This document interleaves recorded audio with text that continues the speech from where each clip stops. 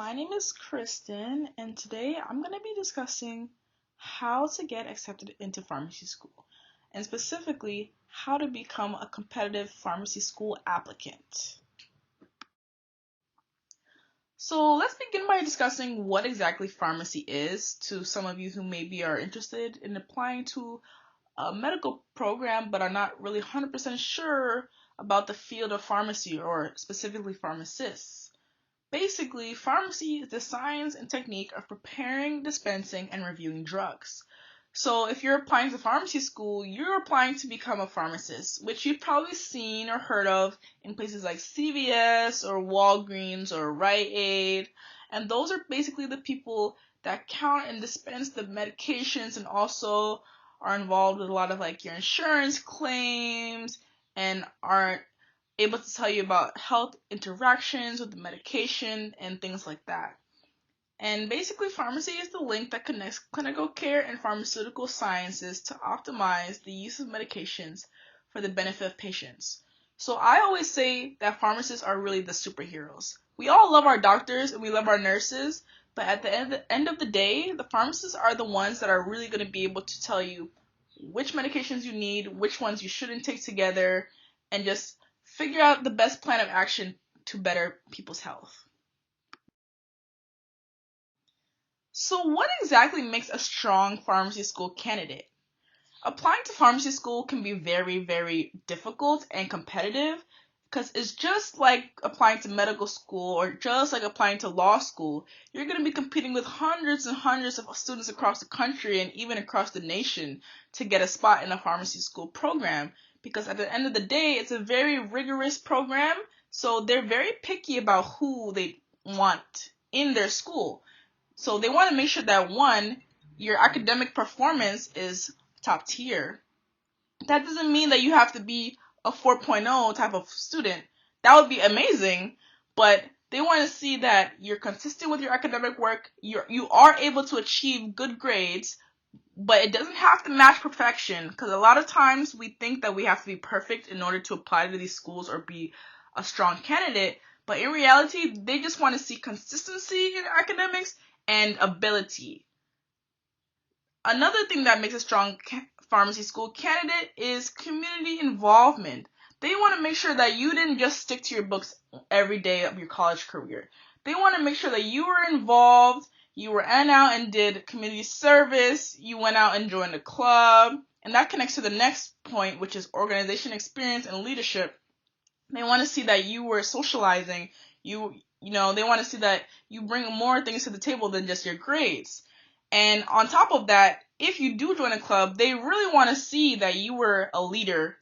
They want to know that you weren't just a member that sat in the back of the room. They want to know that you were in the front lines, making sure things were getting done, organizing meetings, connecting with other organizations. They want to see a lot of things like that, because at the end of the day, besides just knowing medications and knowing science, a pharmacist is a leader. They're a leader in the health field in general. They're a leader in the pharmacy itself, because they work with technicians and other researchers.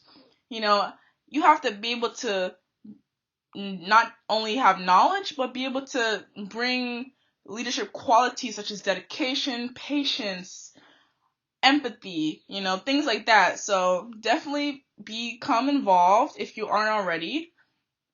The next bullet point is PCAT scores. Basically, if I'm pretty sure you've heard of what's called the MCAT, which is basically this test that most people take to get into med school, which is a very, very, very vigorous exam. You hear people studying like months ahead and stuff like that. Pharmacy has a very similar exam, which is called the PCAT.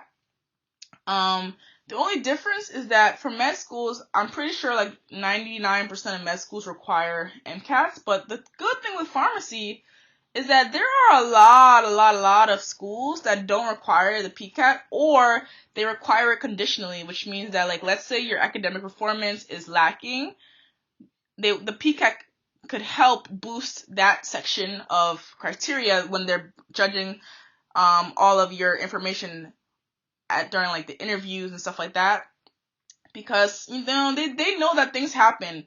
Maybe your grades are reflected as bad because you had to take some time off, your family member died, you had a kid, financial burden, so maybe you weren't focused certain semesters. But if you're able to show on the PCAT that yes, I can achieve academic excellence, I can get high scores, then to them it shows like, okay, this student is actually academically capable. So let's give them a chance. So there are a lot of schools that still require, but there are also a bunch that don't. I went to school in California, and I feel like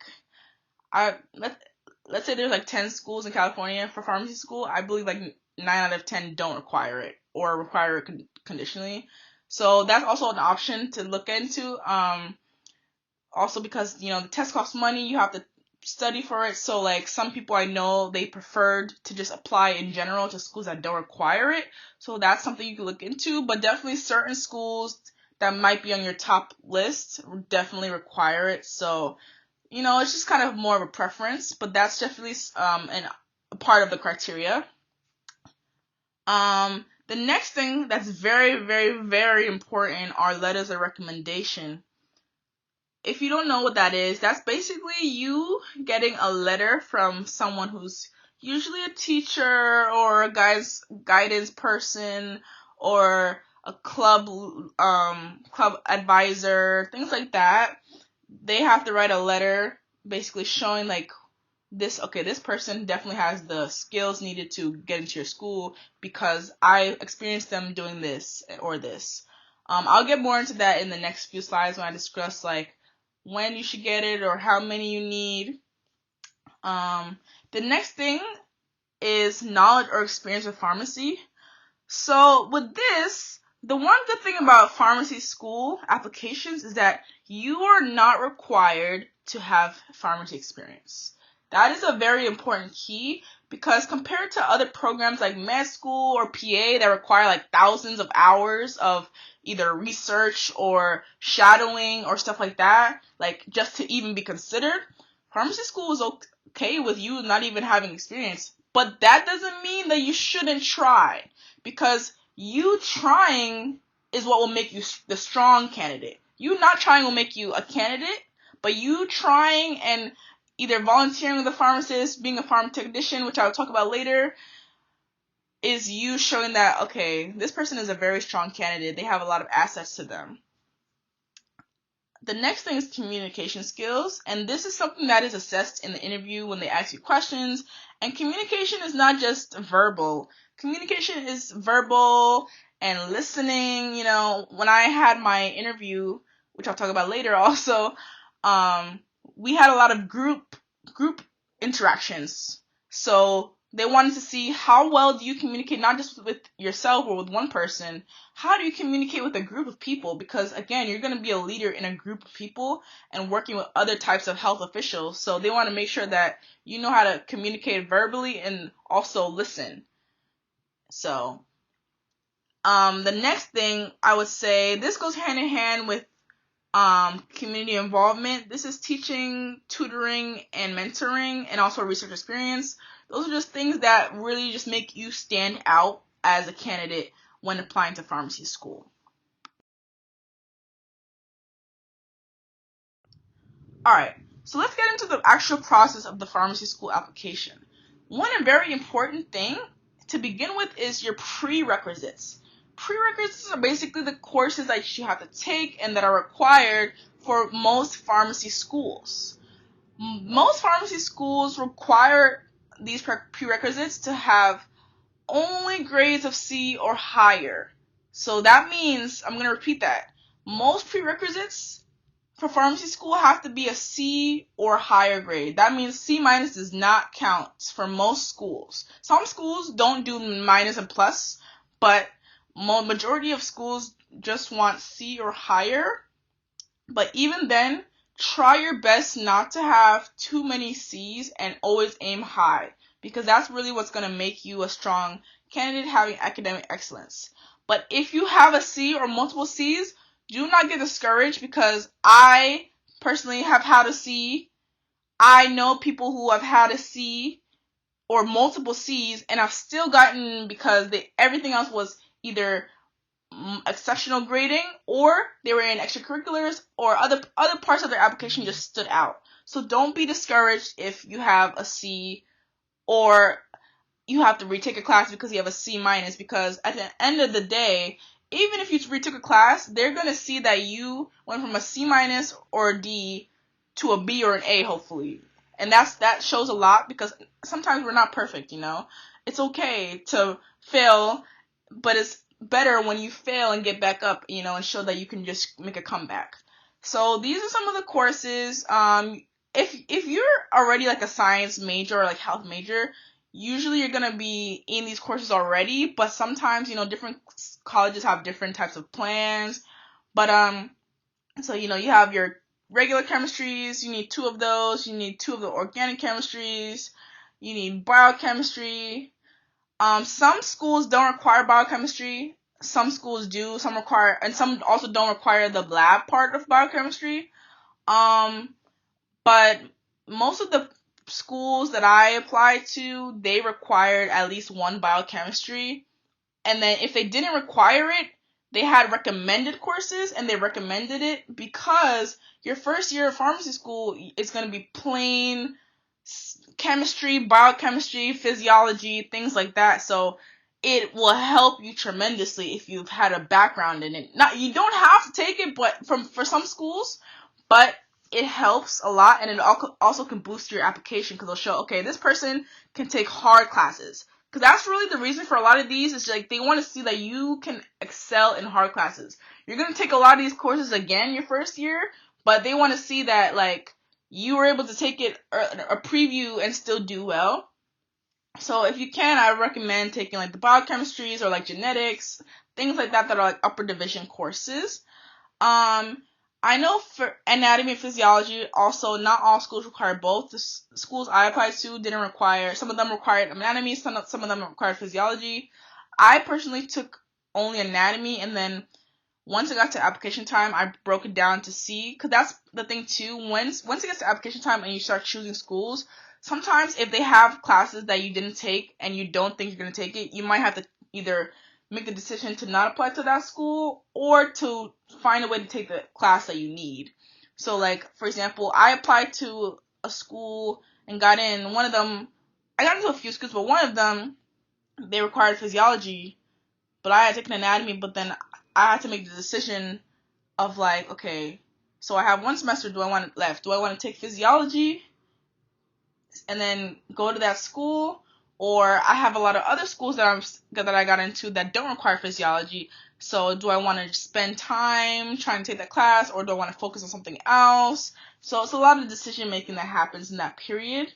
You definitely most likely need microbiology, but some schools don't require the labs. It's kind of interesting. So a lot of pharmacy schools require like irregular courses, like English composition. Well, sorry, not English composition. Usually, most schools require at least 1 English like writing class, but one that I had was like an English literature class for this one of the schools that I got into, which is very odd. I guess you just wanted to make sure you have good reading comprehension, or I'm not really sure. Another irregular one is economics, because I guess there's another field of pharmacy that involves like, the money aspect of drugs, because drugs are expensive. So there's a lot of different fields and things like that. Calculus, I know some schools require at least 1, and same with statistics or biostats. And then different types of humanities and speech, communication, things like that.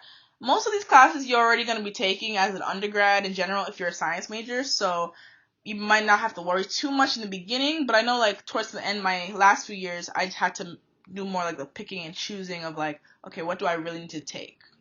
So yeah, these are the prerequisites for most schools, and you need a C or higher, so do your best to get a C or higher.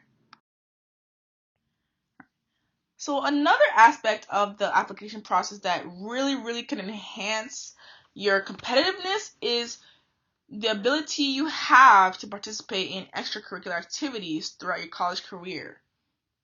So as I said before, pharmacy experience is not required, but it is recommended. So different ways that you could have an extracurricular background with pharmacy is to, number one, become a pharmacy technician. Basically, a pharmacy technician is a person that's under the pharmacist, and basically they are the ones who are in the back, actually counting and dispensing a lot of the drugs and doing a lot of like the background, some claims, insurance claims and things like that. Those are a lot that people usually find in CVS, Walgreens, Walmart, grocery stores. Even some hospitals have pharmacy technicians in the pharmacy. So basically, what you want to do is go to ptcb.org for more information on how to become a pharmacy technician. Some states require you to be licensed before you can apply and work.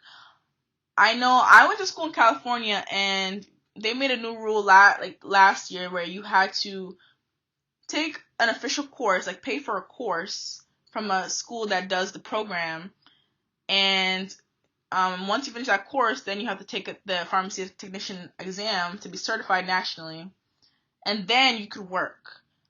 Other states, like I'm also from New York, so I went back to New York end of my junior year just because of COVID. I was able to become a pharmacy technician in New York easier because New York does not require you to be licensed to work as a pharmacy technician, which I think is really, really great for people who are young and maybe don't have time. Because the problem was I was in California and I was taking all these hard science classes, but I didn't have time to sit there and finish a course and then now study and sit there and study for a whole exam on top of all of my other exams and schoolwork and things like that. So I didn't get a chance to be a tech earlier. That's one thing I wish I did earlier, was become a technician. But I was still able to get the experience, which I'm grateful for. And I feel like the great thing is that I became a technician actually after I applied. But moving on to the second point, if you can't become a technician, you can become a pharmacy volunteer at a clinic or hospital. So that's what I did before becoming a technician, and I think that's, what helped and still gave me some experience. I volunteered with a pharmacist who ran her own clinic, because that's something that I even learned myself, because I was in a club and she came to speak to us. So she runs her own clinic that focuses on women's health and birth control, but then she also gives immunizations to people for like shingles and flu vaccine. So I would go every weekend or every few days and just shadow her, help her with tasks and things like that.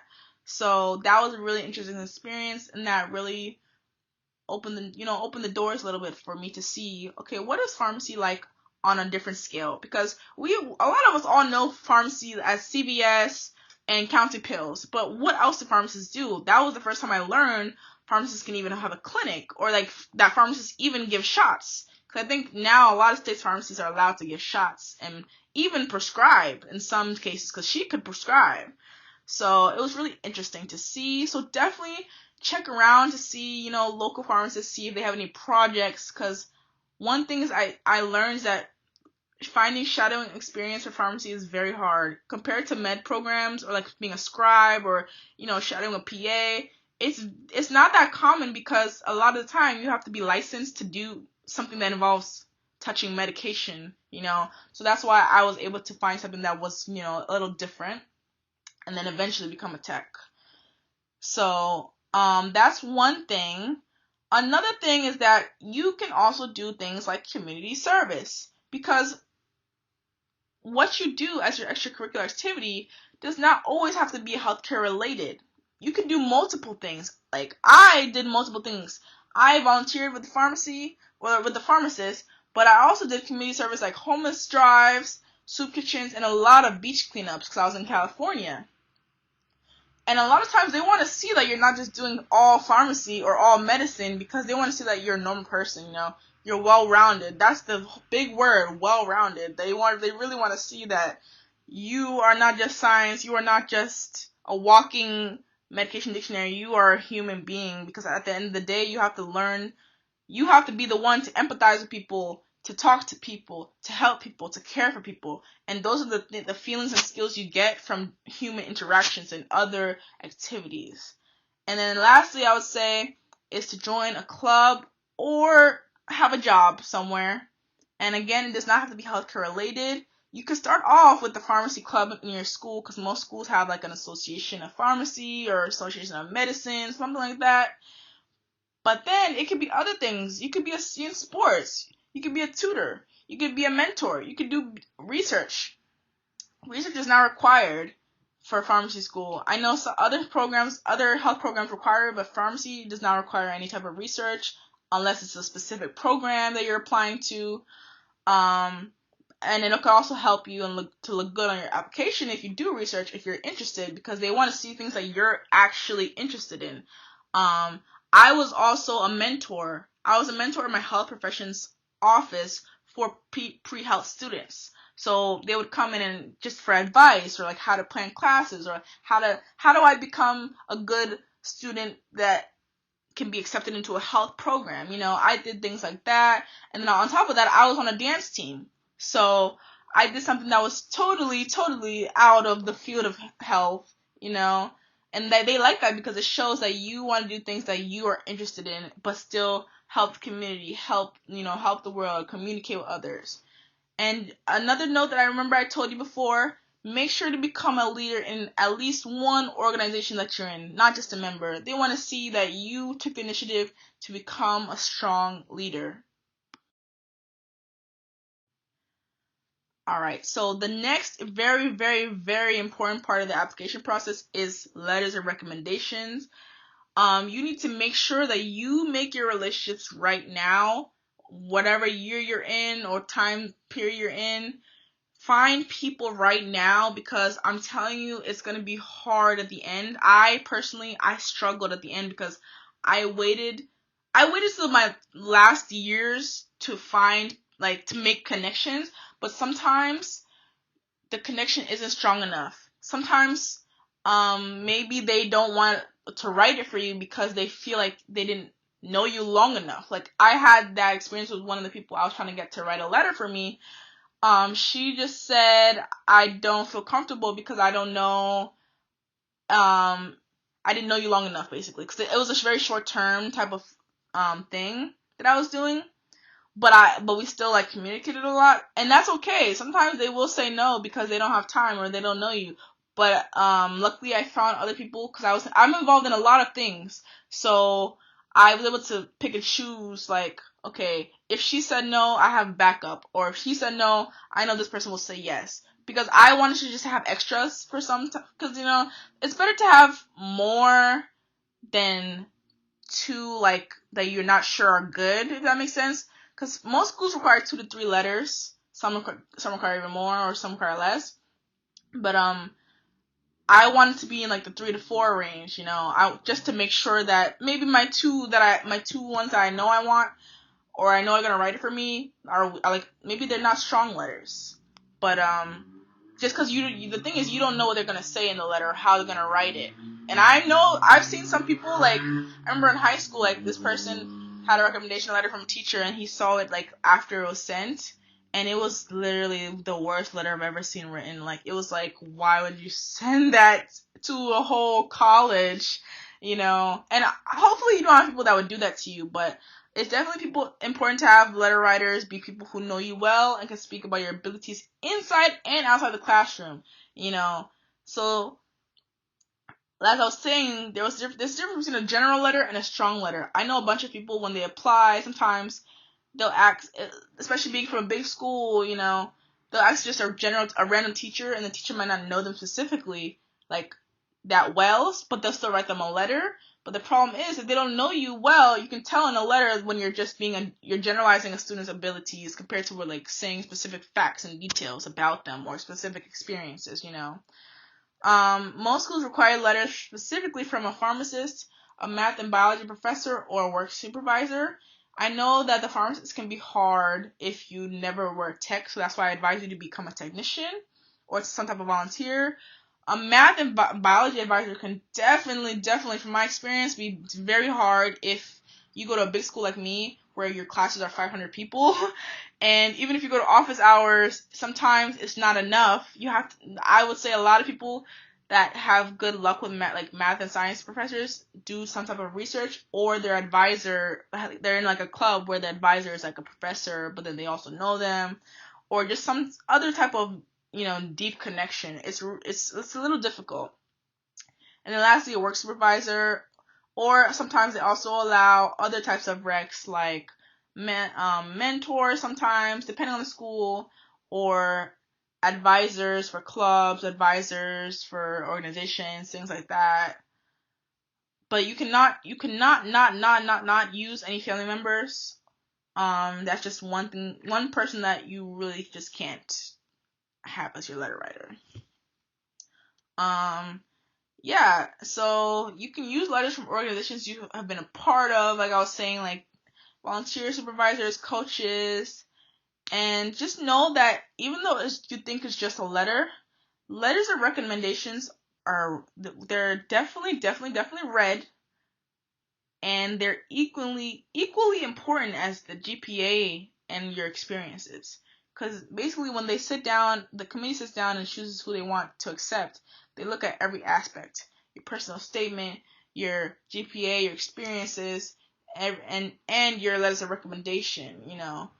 Because they want to know again that you're well-rounded and that can someone really speak to what your application is saying. You're saying that you're strong academically and that you're in all these clubs and you have all these qualities, but can someone vouch for you and say this is true? Basically, that's what the point of a letter is, a letter of recommendation. And that one key tip is to ask your letter writers early. You want to know that you have enough letters by the time you're ready to apply. So I asked my letter writers very, very early. Like, I think I submitted my application in August. Like, I was in the early bunch to submit. But I had asked my letter writers all the way, like, May, just to make sure that they would write it. But they obviously didn't write it till, like, the end of summer. But I asked them early just to make sure that they would say yes. All right. And the last very, very important part of the application process to make you a strong competitor is the interview. The interview is used to assess your communication skills and your problem-solving skills. There are two different types of interviews, and I'll go through what each is going to be like because I've had both of them, and you most likely will have both if you apply to more than one school. So the first one is a new type of thing that they use commonly in a lot of health school interviews, and this is called the MMI, or the multiple minute interview. So basically, this is not your ordinary interview. In this type of interview, you're going to enter a room with 2 minutes to read a prompt, usually 2 minutes. I did this virtually because of COVID, but if you were in person, you would basically be standing outside of a door with a prompt in front of you. You read it, and then you have to think of either an answer to the scenario or just your opinion. So basically, after you read it, you're given 5 minutes to answer the prompt. So how it worked for me, it was like, since it was virtual, they read it, they put it on the screen on Zoom, and then they ask you questions about the prompt. And basically, you have 5 minutes or whatever time limit. Some schools 5, 10, 7 minutes to answer the questions that they're asking you. And basically, it's usually like a couple people in the room, depending on the school again, for specifics. And you have to just keep going, keep answering, keep talking. And the one thing that I liked about the multiple minute interview is that there were multiple chances to make a comeback.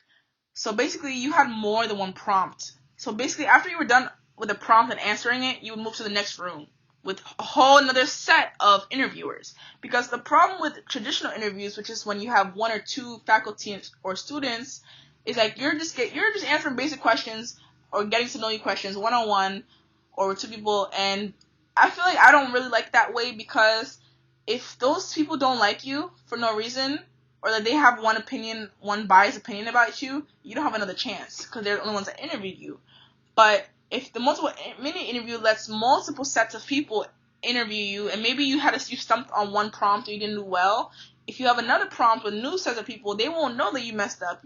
So then you're basically given a second chance. And then when they sit down and talk at the committee meetings, they'll say, oh, this person did really bad on this prompt, but then someone else can vouch to say, oh, but they really answered this really intelligently, you know. And these prompts are really like random. You just really never know what type of scenario they're gonna ask. Usually, it's definitely about like empathy or, you know, being aware about cultures and just, you know, what would you do type of situations, you know, because they want to know that you are able to think on your feet. You don't have to have a right answer, which is the best part about it. You don't have to have a right answer, but they want to see that you can problem solve in difficult situations. You can think on the spot, you know. So definitely, I would say for the interview, one key thing to know, because you're never gonna really know what they're gonna ask you, but you are gonna be able to know why you chose pharmacy. They will always ask this somewhere in any type of interview you have, whether it's traditional or MMI or your personal statement. You want to be able to have a clear answer as to why you chose pharmacy, why you want to go to pharmacy school, what impacts you to go to pharmacy school, you know. But you don't want to have a clear cut like, oh, I like science, and I didn't know what to do, so I went to pharmacy school. No, they want to know like your story, like what. Maybe you do like science. Maybe that is something that made you want to go. But what else made you choose pharmacy specifically? You know, what really drove you to this field? You know, they want to just make sure that this is something that you really want to do, because it's a lot of time, it's a lot of effort, it's a lot of money. Alright guys, so this is just my last slide. This is just showing you all of the different types of fields that you can get into as a pharmacist or in the pharmacy community. Because maybe you're not sure if you want to apply. Maybe you don't know what's out there. Me personally, when I first started my journey of wanting to go to pharmacy school, I didn't know that all of this existed. All I know was the clear-cut CVS pharmacy. I guess that's what I want to do. But then I did a lot more research. I talked to a lot more people, a lot more pharmacists, a lot more health-related fields, and I learned that there's so much more to pharmacy. Like for me specifically, I'm into like academia and teaching and mentoring and things like that. And once I learned that you can get into the academic field of pharmacy if you really wanted to, you know. And I'm also into like the regular pharmacy, like you know, hospital pharmacy and like pediatrics and oncology. So there's so many things that you can do. Some people even go into like the law side of it. They go to law school for pharmacy, you know. So just so you know that there's so many different options, there's so many different possibilities, and that all you have to do is just make sure that you do your best in undergrad to not be the best, but to be your best. Do your best to be your best. I'm going to say it, keep saying it. Do your best to be your best. Because one way people fail is that they start comparing themselves to other people, and that is what you should not do. You want to make sure that your academics are great, but they're great as you can make them. You know, everything is just what you can do and what you want to do. Because comparison is the thief of greatness, you know. So just follow some of these tips and just be yourself and just do a lot of research and just try your best. And let me know if you have any more questions. I can also make a video showing, you know, different ways to study or different ways to, you know, make connections, because those are important things. So yeah, I hope you enjoyed this video, and let me know if you have any questions or concerns or comments. Bye!